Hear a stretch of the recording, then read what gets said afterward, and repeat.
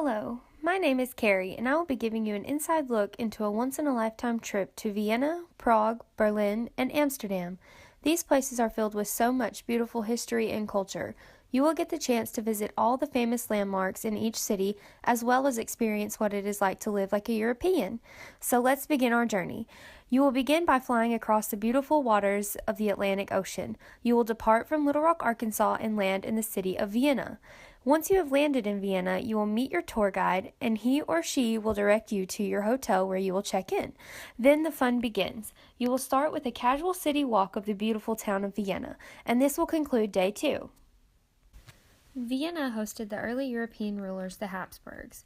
Many of the structures you'll see on the trip have housed or were built during their rule. Day 3 will fill you in on all the Baroque music, art, and architecture of their time. Day 3 begins by traveling to the Ringstrasse, which is a beautiful boulevard circling the city, which was built in 1857. Then we will pass by the Opera House and Vienna's most adored symbol, the 450-foot Gothic cathedral, St. Stephen's Cathedral. Then you will visit the Parliament building, where Austrian national and federal councils hold their meetings and events.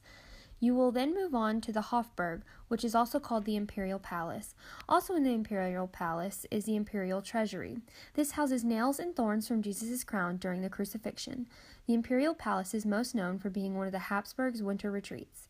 Lastly, you will visit the Schönbrunn Palace, which was home to the Habsburgs during their rule, and where little 6-year-old Mozart played his music for Marie Antoinette. The specific shade of yellow painted on the palace was a symbol of being connected to the Habsburgs. On day 4, you will travel to Prague. Once in Prague, you will begin the Český Krumlov City Walk. This town is filled with so much old Baroque culture, including the Baroque Theater. The old town also houses a castle adored by so many from the area. On day 5 of the tour, you will visit a castle named Hrdkany. This is another home of the Habsburgs during their rule. You will next get the opportunity to see a beautiful flying buttress on the St. Vitus Cathedral, which took over 600 years to build, I might add. After visiting the castle and the cathedral, you will begin a city walk of Prague, beginning with the Malá Strana. The Malá Strana is known for its little quarter. You will cross the Charles Bridge, where you will find 30 lifelike statues. You will then get to see the 15th century astronomical clock in the Old Town Square. And lastly, you will stop in the Jewish Quarter, where you will see the oldest synagogue, which was built in 1270. On day 6, you will begin your day by visiting the Bohemia Crystal Factory, where you will get to walk through all the steps of the company producing their beautiful glass. Then you will travel to Berlin via the Dresden. Once in Berlin, you will begin your tour of the city. First, you will visit the Zwinger Museum, which is a place where you will find some of Dresden's historical paintings and old scientific artifacts. You will then move on to a Berlin city walk. While on your walk, you will get to pass through many historical places like Bebelplatz, which is where the Nazi book burnings took place, and you will see the World Time Clock in Alexanderplatz. On day 7, you will get the chance to see some of Berlin's most famous landmarks. First, you will stop at the Berlin Wall, which was destroyed in 1989 during World War II. You will get to visit the Brandenburg Gate, a main gate that is hidden behind a 10-foot barrier. Checkpoint Charlie Museum is next. This museum is packed full of historical facts about the creative ways people tried to cross their border. Next, you will visit the breathtaking Olympic Stadium, which was built for the 1936 Olympics and hosted the 100,000 people that came to watch the games. On day 8, your day will begin by traveling to Amsterdam. The first stop in Amsterdam will be the Rijksmuseum. This is an art museum which opened in 1885 to house William V's personal art collection.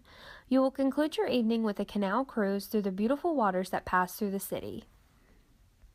On day 9, you will visit one of Amsterdam's most famous landmarks, Anne Frank's house. Anne Frank is most famous for her diary she wrote in while hiding from the Nazi soldiers during World War II.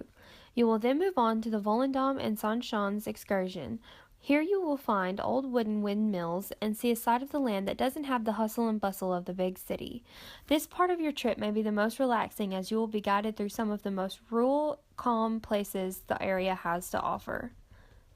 On day 10, you will travel back to your home. It will be a sad but happy time, as you will have time to reflect on all of the rich culture and history you were able to experience during your time overseas. I highly suggest taking this tour of Europe. My tour guide was the best in the world. She was hilarious and she knew her stuff. learned so much about European culture and the history. We even went to Schönbrunn Palace, and it was so beautiful. And I liked it personally because there was so much yellow, and yellow is my favorite color.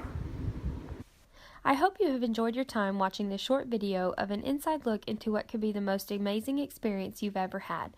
Book your trip today.